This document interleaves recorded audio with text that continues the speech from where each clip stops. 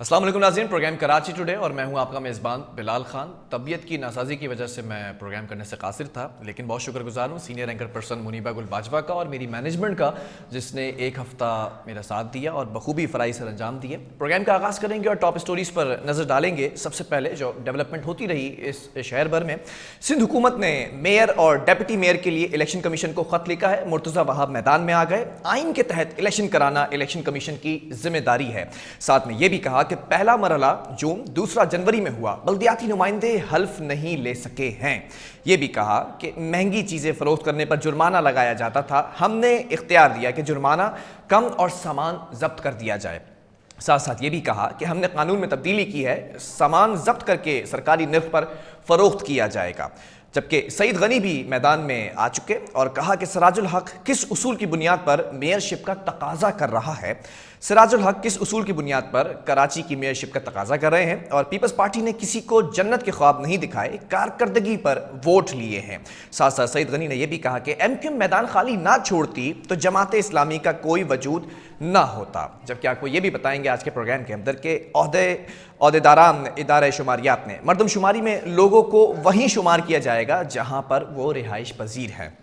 सिंध में मरदमशुमारी का अमल 60% से ज़्यादा मुकम्मल हो चुका है। जबकि यह भी कहा इदारे शुमारियात ने कि लोगों को इस इलाके या शहर में शुमार किया जाएगा जहां पर वो रहते हैं और जहां के वसाइल वो इस्तेमाल करते हैं, इस बात से कतई नज़र के उनके शनाख्ती कार्ड पर कहां का पता दर्ज है। जबकि आपको ये भी बताएंगे कि IG सिंध गुलाम नबी मेमन की ज़ेर सदारत शोबे तफ्तीश की अपग्रेडेशन के हवाले से तफसीली इजलास हुआ है। Additional IG investigation Sindh Munir Sheikh और DIG एडमिन कराची की इजलास को ब्रीफिंग। साथ साथ जराइम की मुख्तलिफ नौयत के लिहाज से बासलाहियत और अच्छी शौहरत के हामिल इन्वेस्टिगेशन अफसरान को तैनाती दी जाएगी। IG सिंध ने इंदिया दे दिया है। साथ में यह भी कहा कि हर इन्वेस्टिगेटर ऑफिसर की प्रोग्रेस कारकर्दगी माहाना बुनियाद पर चेक भी की जाएगी। और ये भी कहा कि इन्वेस्टिगेशन जो अफसरान हैं उनको मुकम्मल जो है वो कवाइफ और कारकर्दगी को सामने रखकर उनकी तैनाती की जाएगी। जबकि एक वाक़े के हवाले से आज के प्रोग्राम में आपको बताएंगे कि कराची के इलाके मलीर में नेशनल हाईवे पर शहरी की फायरिंग से डाकू हलाक हो गया। SSP मलीर का कहना है कि 3 मुल्जिमान दुकान में डकैती करने आए थे, जबकि 2 फरार हो चुके, जिसमें से एक डाकू जख्मी हो गया था, जिसके बाद वो हलाक हो गया। डाकू के बाकी 2 साथी फरार होने में कामयाब भी रहे। मलीर के अंदर बैटरी की दुकान लूटने की CCTV फुटेज भी हम आपको आज के प्रोग्राम के अंदर दिखाएंगे।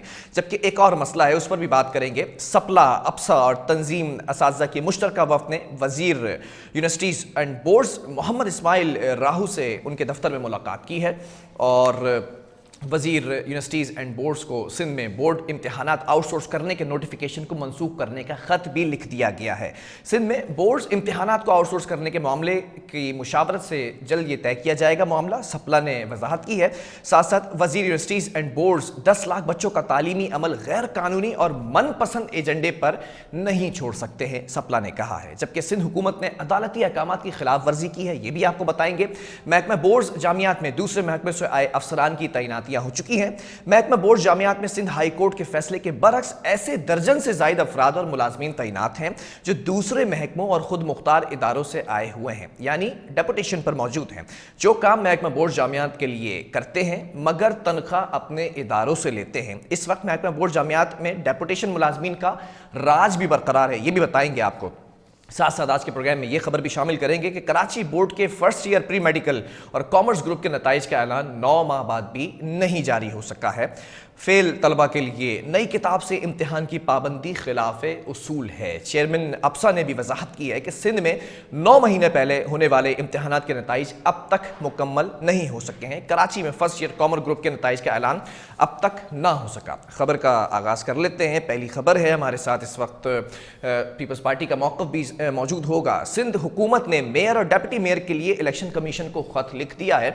साथ साथ ये भी कहा कि जो इस वक्त चेयरमैन हैं और डेप्टी चेयरमैन वाइस चेयरमैन जो हैं वो अब तक हल्फ नहीं ले सके हैं। 2 माह का अरसा गुजर चुका है और वही पीपल्स पार्टी के जो सिंध हुकूमत के जो वज़रा हैं वो हाफिज़ नईम पर एक बार फिर तंज के निश्तर बरसाते नजर आए। कहा कि किस उसूल की बुनियाद पर मेयरशिप का तकाजा किया जा रहा है। बहरहाल सिंध हुकूमत के हवाले से बहुत सारी खबरें हैं, पॉलिटिकली जो खबरें हैं उनसे आगाज़ करेंगे, फिर उसके बाद हम जाएंगे जो मुनाफाखोरी है इस वक्त रमज़ान के अंदर, उसके लिए क्या कानून में तब्दीली की गई है। मुर्तज़ा वहाब ने भी वजाहत की है। हमारे साथ इस वक्त सीनियर रहनुमा है पीपल्स पार्टी की जानिब से नजमी आलम साहब। नजमी साहब, बहुत शुक्रिया प्रोग्राम के लिए आपने वक्त दिया। सबसे पहले मैं मुर्तजा वहाब की जो आज की प्रेस कॉन्फ्रेंस है उस पर बात कर लेते हैं। सिंध हुकूमत ने मेयर और डेप्यूटी मेयर के लिए इलेक्शन कमीशन को खत लिखा है। खत की थोड़ी सी वजाहत चाहूंगा कि उसमें क्या कहा गया है। सर देखें, ये बात तो हम पहले दिन से कह रहे हैं कि आप ये जो पहले ये हो गया, हमको तो छोड़ें, जो हमारे रूलर सिंध के दोस्त हैं जो जीत के आए हुए, उनको तो साल होने को आ रहा है, वो बेचारे अभी तक अपनी जिम्मेदारियां नहीं संभाल सके। यही बात अब से चंद दिन पहले बिलावल भुट्टो साहब ने दुनिया के सबसे बड़े कार्डियक हॉस्पिटल के इफ्तिताह में भी कही। ठीक है कि भाई इस पे करें आप, कि क्यों नहीं। हम तो पहले दिन से कह रहे हैं कि 15 जनवरी को इलेक्शन हुआ था, अगर 11 सीटों का मसला था तो 18 या 19 तारीख को कर देते। अच्छा, यही इशू था कि जब ये इलेक्शन हुए तो जमात इस्लामी 6 सीटों पर स्टे लेके आ गई। हमने पहली हेयरिंग पे कहा कि जी रिकाउंटिंग करा लें, हम तैयार हैं। उसको डिले कर करके आज वो रिकाउंटिंग हुई है, उसमें से 5 में और 5 हम जीत गए। ठीक है, औरंगी टाउन की वेस्ट डिस्ट्रिक्ट वेस्ट की। तो इतना जो टाइम वेस्ट हुआ है, जो मुंतखब नुमाइंदे मुंतखब हो गए, उनको अपना फंक्शन करने का के लिए जगह नहीं मिल रही है। नहीं तो एक मौक़िफ़ ये भी आया था ना कि मुकम्मल तमाम नशिस्तों पर जब इंतखाबात हो जाएंगे तो उसके बाद नेशनल असेंबली में हुआ है कभी ऐसा ही, सूबाई असेंबली में, कि जब तक सारी सीटें नहीं भरेंगी इलेक्शन नहीं होगा प्राइम मिनिस्टर का या चीफ मिनिस्टर का? ऐसा कभी नहीं हुआ। तो इशू कहां पर आ रहा है? इलेक्शन कमीशन की जानिब से आ रहा है? ये तो इलेक्शन कमीशन की तरफ से हम समझते हैं कि गलत रास्ता अख्तियार किया गया है। इनको जब 15 जनवरी को इलेक्शन हो गए थे, जो 11 सीटों से कोई बहुत बड़ा फर्क नहीं आता, ये इलेक्शन करा देते। 11 सीट से फर्क तो आ सकता है। 11 पे कराना भी था सर, जो 11 पे अगर इनका इरादा था कराने का, तो 15 को इलेक्शन हुए थे, 17, 18, 19 को 11 यूसी का शेड्यूल अनाउंस कर देते। अभी तक इलेक्शन होकर नहीं, तो अगर आपको याद हो 15 जनवरी को जो बल्दियाती इंतखाबात हुए थे, उसके बाद जिस तरह का सिनेरियो बिल्ड हुआ था वो सब कुछ आपको पता है। इलेक्शन कमीशन ऑफ सिंध, फिर पाकिस्तान, फिर कहां पर समाप्त हुई है, सब कुछ आपको पता है। हम तो ये भी समझते हैं कि जो इलेक्शन कमीशन ने अभी जब अपने रिजल्ट अनाउंस किए तो 20 यूसीओ को रोका था, ठीक है ना? उसमें से उन सब का क्या किया? सबको रिकाउंटिंग के लिए भेज दिया। ये पहले दिन भी भेज सकते थे, 1.5 महीना या 2 महीने क्यों लगाए? नहीं तो इलेक्शन कमीशन से दरखास्त तो करें ना, क्या जवाब आ रहा है उसके? हम उनसे पहले दिन से कह रहे हैं कि भाई आप इलेक्शन कराएं, मेयर के, डिप्टी मेयर के, रिजर्व सीटों के इलेक्शन कराएं, मेयर डिप्टी मेयर के इलेक्शन कराएं, ताकि ये सारे जो मुंतखब लोग हैं ये अपनी ड्यूटियां संभालें। नहीं तो फिर अगर मैं जमात इस्लामी की बात करूं, उन्होंने जितनी पिटीशन लगाई उस दरखास्त पर समाप्त तो हुई, रिजल्ट भी आया है। क्या रिजल्ट ये आया कि इलेक्शन कमीशन ने 6 पे रिकाउंटिंग का ऑर्डर किया? ठीक है, 6 में से आज 5 की रिकाउंटिंग हुई, हमने जीत ली। नहीं तो आप भी उसमें पिटीशन डाल सकते हैं, आप भी कहें कि भाई जल्दी ये इलेक्शंस कराए जाएं। हमने तो इलेक्शन कमीशन में पहले दिन से हम ये चिल्ला रहे हैं जाके कि भाई आप इलेक्शन कराएं, लेकिन अब वो हम जोर जबरदस्ती तो नहीं कर सकते इलेक्शन कमीशन के साथ, या हम जाके वहां हंगामा कर दें या नहीं। तो गालिबन 11 नशिस्तों पर इंतखाबात की डेट भी तो अनाउंस हो गई थी। हो गई ना सर, अब वो है 18। तो जब तक इंतजार कर लें थोड़ा सा। अब मजबूरी है, हम करेंगे इंतजार, लेकिन हम जो अपनी बात है वो तो कहेंगे। हम अब ये तो नहीं कर सकते कि 18 हम उसका बाइकाट कर दें, हम वो इलेक्शन लड़ेंगे। अभी अगर नताइज पर अभी जो नताइज इस वक्त आ चुके हैं, नाइंसाफी है। अभी जो सरकारी नताइज हैं उसकी बुनियाद पर अगर इलेक्शन होते हैं तो ठीक है, लेकिन 11 नशिस्तों पर जब इलेक्शन होंगे उसके बाद मुकम्मल नताइज आएंगे ना कि कौन सी जो सियासी जमात है बरसर इख्तियार है। अच्छा एक सुने, जब ये नोटिफिकेशन, जब गजट नोटिफिकेशन होगा तो मुझे यकीन है कि फिरदौस शमीम नकवी साहब अपनी चेयरमैन की सीट छोड़ देंगे। क्यों? मैं खुद भी एक वाइस चेयरमैन पे जीता हूं, वो छोड़ दूंगा, तो क्या वो इलेक्शन फिर रोक देंगे कि जी ये सीटों के इलेक्शन होंगे तो फिर होगा? नहीं तो क्यों सीट छोड़ देंगे? नताइज का ऐलान तो होना ही है ना। मैं 2 सीटों से जीता हूं, मैं एक सीट छोड़ूंगा, मैं वाइस चेयरमैन की सीट छोड़ दूंगा। ठीक है। फिरदौस शमीम नकवी साहब, मुझे यकीन है कि वो एमपीए की सीट रखेंगे, अपनी चेयरमैन की सीट छोड़ देंगे।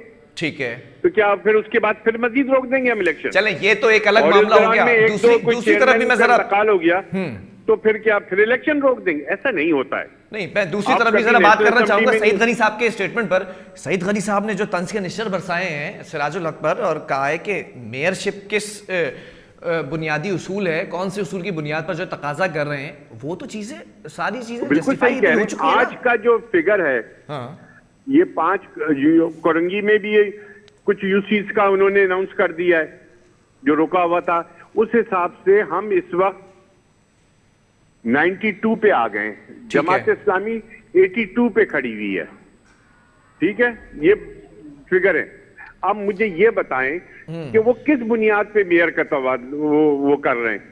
आज उन्होंने सुप्रीम कोर्ट वो को उनकी सवाबदीद है ना, वो जमहूरी अमल में जमहूरी सियासी पार्टी है, वो जो चाहे कह सकते हैं, लेकिन फैसला तो इलेक्शन कमीशन ने करना है ना। कोई रुकावट नहीं है, लेकिन हम भी जो कहना चाहते हैं हम भी कह सकते हैं, हमें भी कोई नहीं रोक सकता। अरे भाई, नहीं तो पहल तो आप लोगों ने की थी। आपको याद होगा कराची के अंदर जलसा हुआ था, बिलावल भुट्टो जरदारी साहब ने कहा था कि मेयर तो जियाला ही होगा, पहले से प्रेडिक्शन करके चले गए थे। इलेक्शन क्यों लड़ते हैं आप? इलेक्शन क्यों लड़ती है कोई पॉलिटिकल पार्टी? इलेक्शन जीतने के लिए लड़ती है ना। ठीक है, जब नेशनल ये सूबाई के इलेक्शन होते हैं तो हर पार्टी अपना प्राइम मिनिस्टर, अपना चीफ मिनिस्टर लाने के लिए लड़ती है।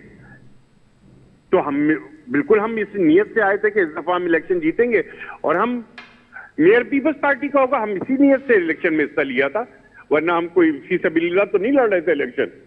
और जहां तक बात ये कि जमात इस्लामी का नेमतुल्लाह साहब का दौर भी जब जमात इस्लामी जीत के आई और मेयर बने, तो उस वक्त भी शायद किसी की मेहरबानी थी कि एमक्यूएम ने बायकॉट कर दिया था।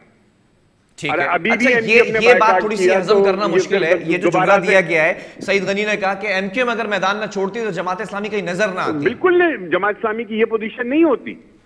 ठीक है, वो सीटें उठाते हैं कराची से, लेकिन आज वो ये 80-82। तो मुझे ये बताते हैं, जितने जिमनी इंतखाबात हुए हैं 18 के बाद से, उसमें कितनी सीट्स ली हैं एमक्यूएम ने? पीपल्स पार्टी ने तो जीती ना। नहीं तो आप ये कह रहे हैं कि अगर एमक्यूएम मैदान में छोड़ती, अगर एमक्यूएम मैदान में छोड़ती तो जमात इस्लामी ना आती। जमात इस्लामी की अपनी कारकर्दगी ने वोट लिए हैं। एक कौमी सूबाई के इलेक्शन बड़े कैनवस पे होते हैं, बल्दियाती इलेक्शन छोटे कैनवस पे होते हैं। ठीक है, तो उसमें आप ठीक है, आप 4 यूसी हारते हैं तो 1 आध 2 जीत भी लेते हैं। ठीक है, ये उसमें फर्क है। और दूसरी बात ये कि मुझे कोई ये बता दे कि जमात इस्लामी ने कोई जो बाई इलेक्शन में लड़ने की हिम्मत नहीं की। और अगर चले उनको भी भूल जाएं, अभी कौमी के इलेक्शन हुए थे, जमात इस्लामी इतने मैंडेट का दावा करती है, तो अभी जो नेशनल असेंबली की सीटें थी उन्होंने अपने कैंडिडेट क्यों नहीं उतारे?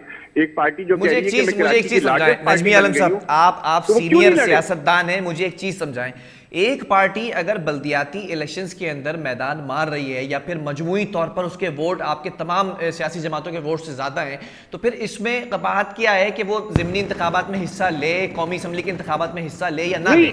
मैं आपसे एक बात कर रहा हूँ, ये उनकी कोई पाबंदी नहीं है कि बोले, लेकिन बात ये है उसका अपना मसला है, ये वाकई उनका अपना मसला है। लेकिन एक पॉलिटिकल पार्टी शहर में, हम बड़े डिसअपॉइंट हुए कि वो पीडीएम की वजह से या जिसकी वजह से भी, या इलेक्शन कमीशन के, हमारे तो वर्कर बहुत चार्ज था, वो ये इलेक्शन कौमी असेंबली का लड़ना चाहता था कराची में। ठीक है, क्योंकि हमारे वर्कर को ये ख्याल बिल्कुल पुरुमीद थे कि हमने बहुत अच्छा रिजल्ट दिया। ये तो वही बात हो गई। चले याद माजी अजाब यार, आप लोगों ने अभी जिमनी जो इंतखाबात थे उससे बॉयकॉट किया, बल्कि सबको रिक्वेस्ट की, एमक्यूएम को भी रिक्वेस्ट की बॉयकॉट किया जाए। जमात इस्लामी अगर किसी में हिस्सा नहीं ले रही है तो उसका अपना जाती फेल है। हमने अपने नॉमिनेशन दाखिल कर दिए थे, वो पीडीएम की वजह से हमें एक इत्तेहाद में हम बंधे हुए, वरना हम लड़ना चाहते थे। पीडीएम के हाथ तो आप लोग मजबूर थे ना, ये फिर एक्सेप्ट करें।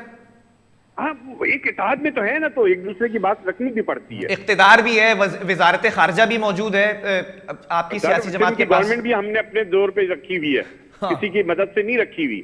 नहीं तो फिर मजबूर नहीं होना चाहिए था ना। पीडीएम की जो आप जमात इस्लामी के लिए बात कर रहे हैं, वो फिर वो फॉर्मूला आप पर भी अप्लाई होता है। बॉयकॉट तो आपने भी किया, रिक्वेस्ट आपने भी की दूसरी सियासी जमातों से। भाई तो जमात इस्लामी ने, चलो वो तो हम तो उसके साथ बंधे हुए थे पीडीएम से। जमात इस्लामी किसके साथ बंधी हुई थी कि उसने कहा हो सकता है जमात इस्लामी ने बल्दियाती इलेक्शंस के लिए वर्किंग करके रखी हो। नहीं, देखिए ना, पॉलिटिकल पार्टी तो हर इलेक्शन के लिए वर्किंग करके रखती है। जमात इस्लामी का जो कराची का विंग है, वो तो कराची को ज्यादा फोकस करता है ना। उनकी तो तस्वीर में भी सिराजुल हक से ज्यादा जो है वो हाफिज नईम रहमान साहब होते हैं। हाफिज नईम हो, वो जमात के उनके कराची के सदर हैं, लेकिन उनके हेड तो तो नहीं है वो पार्टी के। चले, मुझे एक चीज पर और सवाल करना है, मरदमशुमारी पर, जो इदारे शुमारियात पर वजाहत की है, जबकि वज़ीर आला सिंध को भी बड़े तहफ़्फ़ुज़ात है कि डेटा शेयर किया जाए, सिंध से भी शेयर किया जाए, किसको कहां पर गिना गया है। अब इदारे शुमारियात ने एक वजाहत की है, वो ये कहा है कि जो शख्स जहां पर रहता है, जहां पर काम करता है, जहां के वसाइल इस्तेमाल करता है, उसको वहीं गिना जाएगा। इस बात की कोई गर्ज नहीं है कि उसका शनाख्ती कार्ड कहां का है। भाई ये तो हम भी कहते हैं कि जो आदमी, ये कानून है सेंसस का कि जो 6 महीने से किसी डिस्ट्रिक्ट में रह रहा है वो वहां गिना जाएगा। हमारा जो पॉइंट ऑफ व्यू ये है, जो पीपल्स पार्टी का, सिंध गवर्नमेंट का, कि हमें डेटा से इन्फॉर्म रखा जाए। सेकंड थिंग ये कि जो एलियंस हैं उनको अलग आइडेंटिफाई किया जाए, और उसमें जो फॉर्म है उसकी डिटेल्स बिल्कुल, हम क्यों इंफॉर्मेशन मांग रहे हैं कि हम ये चाहते हैं कि सिंध में सबको पता चले कि कौन सी लैंग्वेज वाला, कौन लोग कहां रह रहे हैं। ये हमारा राइट है सिंध का। अच्छा, मरदमशुमारी पे जो तहफ़्फ़ुज़ात थे आप लोगों के, और खास तौर पे बिलावल भुट्टो जरदारी ने भी कहा था कि वज़ीर आला के जो तहफ़्फ़ुज़ात हैं वो खत लिखा गया है, वफाक को वो दूर किए जाएंगे, दूर हुए? हमें वो डेटा अभी तक नहीं मिल रहा है जो हम चाहते हैं कि असिस्टेंट कमिश्नर, जो सेंसस कमिश्नर होता है अपने तहसील का, उसको हर रोज का डेटा मिलना चाहिए। वो डेटा हमसे शेयर करना चाहिए। बल्कि मैं तो ये भी मुतालबा करूंगा कि पहले एक इस्लामाबाद में फीडिंग सेंटर था, एक सिंध में था, जो खत्म करके इस्लामाबाद ले गए थे कि वहीं पे सारी फीडिंग होगी। हम तो रिक्वेस्ट करेंगे कि सिंध का जो है, जिसमें ये तय था कि सिंध बलूचिस्तान की फीडिंग यहाँ होगी, अच्छा, वो सेंटर को दोबारा बहाल किया जाए। अच्छा, मैं बता दूं जरा, इदारे शुमारियत ने वजाहत कर दिया आपके जो तहफ़्फ़ुज़ात हैं। सिंध की अगर मुकम्मल तौर पर, मजमूई तौर पर बात करें तो 60% मरदमशुमारी का अमल मुकम्मल हुआ है, और यह भी कहा गया है कि जो इस वक्त तादाद है सिंध के अंदर, 3 करोड़ 14 लाख अफराद शुमार किए गए हैं, जिनमें से 1 करोड़ 64 लाख मर्द हजरात हैं, 1 करोड़ 50 लाख खवातीन हैं, और 1496 ख्वाजा शामिल किए गए। 64 लाख के कोई फिगर सिंध में लेके आएगा तो मेरे ख्याल में कोई भी इसको नहीं मानेगा।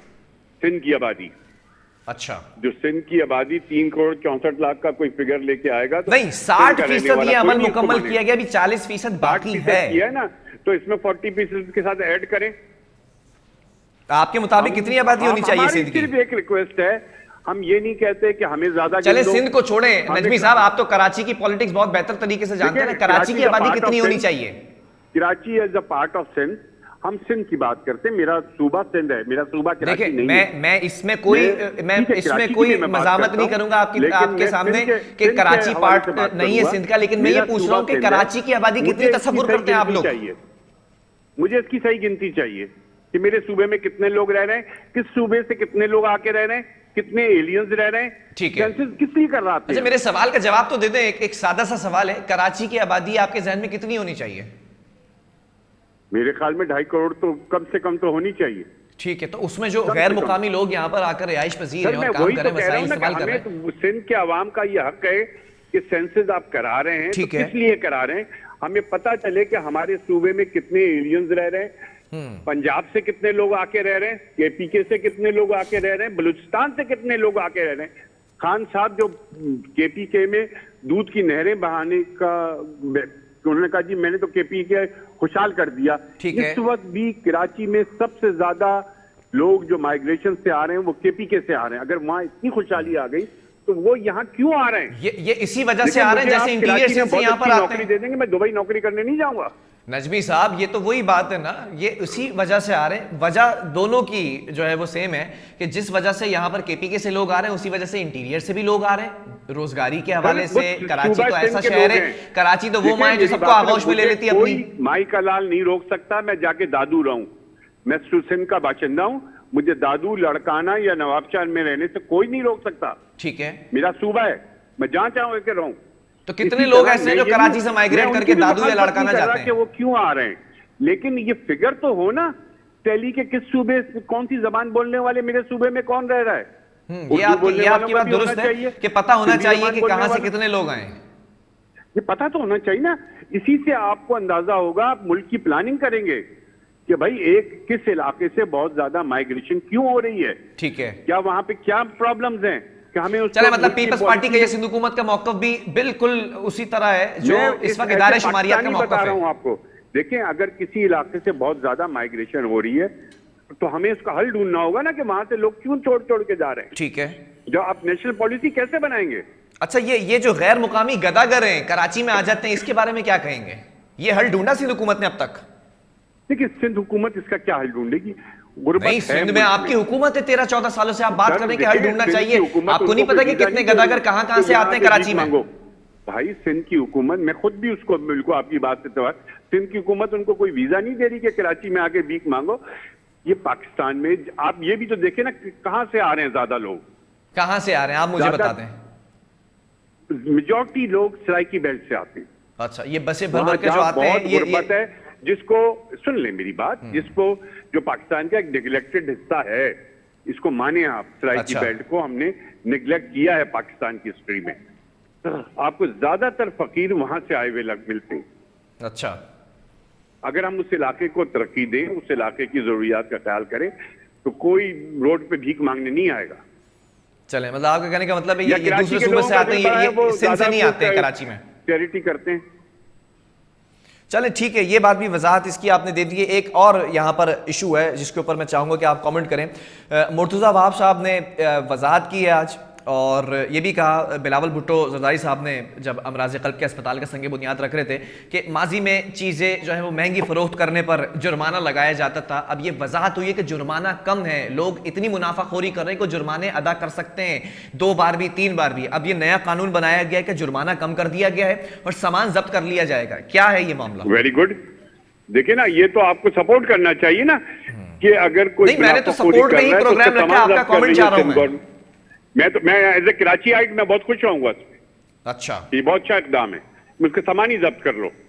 नहीं, अब ये कहा है, ये वाज़ेह तौर पर कहा है कि अगर नहीं, कहीं तो पर बहुत अच्छी मुनाफाखोरी बात है, दिखेगी, सिंध गवर्नमेंट का ये एडमिनिस्ट्रेटर अच्छा कराची इक़दाम की है। जो ऑफिशियल वेबसाइट है उसके ऊपर तमाम निर्ख वाजे कर दिए गए, एक फ्रूट के, एक सब्जी के, एक बावजूद अशिया महंगा बिक रहा खुर्दोनोश है के। ना, तो मैं समझता हूं कि सिंध गवर्नमेंट ने बहुत अच्छा फैसला किया है कि उसका सामान ही जब्त कर लें। और जब्त करके वहीं पर नीलाम कर दिया जाएगा, हुकूमत की बिल्कुल, बहुत कस्टडी में अच्छी होगा बात है, वो। अच्छी बात है। आपको तो इसको अप्रिशिएट करना चाहिए, इसको सपोर्ट करना चाहिए अपने नहीं, बिल्कुल, इस चीज को मैं अप्रिशिएट करने के लिए प्रोग्राम के अंदर स्टोरी रख रहा हूं, लेकिन एक नहीं, सवाल thank यहां you पर for पैदा this। होता है। जरा एक सवाल भी सुन लीजिएगा, इसके बाद में तमहीद जो मैंने बांधी है पहले सवाल से। मसला यहां पर कराची का ये है कि यहां पर हर चीज का बॉयकॉट करने के बाद ही क्यों जो है वो एक्शन लिया जाता है। आपको गालिबन मालूम होगा कि फ्रूट की जो बॉयकॉट किया गया है। मुझे पता है, वो मुझे पता है, जेडीसी की कॉल मुझे भी आई एग्री विद हिम कि उन्होंने कहा कि अब ना खरीदें। इशू ये मतलब नहीं है, ये इनफरादी तौर पर किसी शख्स को क्यों पहल करनी पड़ती है? मुस्तकिल तौर पे ये हमारा जो चीज है वो ये काम करते रहते हैं। अभी सीएम साहब ने मुख्तलिफ मिनिस्टर्स की एडवाइजर्स की ड्यूटी लगाई है कि आप जाएं और इलाकों में प्राइजेस चेक करें। ठीक है। पूरी मतलब खाली ब्यूरोक्रेसी पे नहीं छोड़ा है, अपने पॉलिटिकल लोगों को भी इसकी जिम्मेदारी दी है और they all are doing.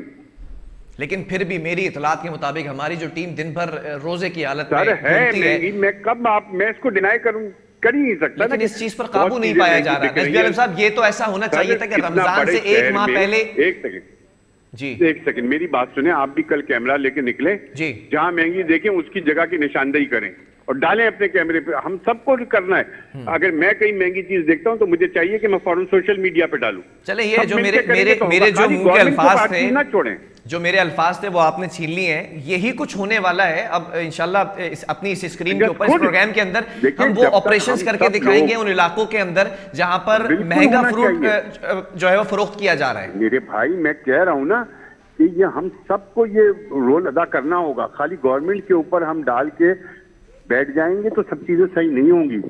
We all people, general public को अपना रोल अदा करना होगा।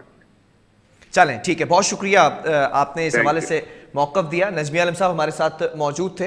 और अब देखना ये है, ख़ास तौर पर जो अहम इशू ये है कि फल जो महंगे दामों फ़रोख्त किए जा रहे हैं उसके हवाले से असिस्टेंट कमिश्नर्स को भी उतारा गया और ये भी कहा गया है जो इंस्पेक्टर्स हैं, प्राइस इंस्पेक्टर्स, उनको ये कहा गया है कि अगर कहीं पर मुनाफाखोरी हो रही है तो उसको सामान को जब्त कर लिया जाए और वहीं पर नीलाम कर दिया जाए हुकूमती कस्टडी के अंदर। वक्फे की तरफ जाएंगे, इसके बाद बात करेंगे IG सिंध गुलाम नई मेमन की ज़ेर सदारत जो शोबे तफ्तीश की अपग्रेडेशन के हवाले से तफसीली इजलास हुआ है और एक डकैती की वारदात भी रूनुमा हुआ है जिसके अंदर डकैत हलाक हुआ है। वक्फे के बाद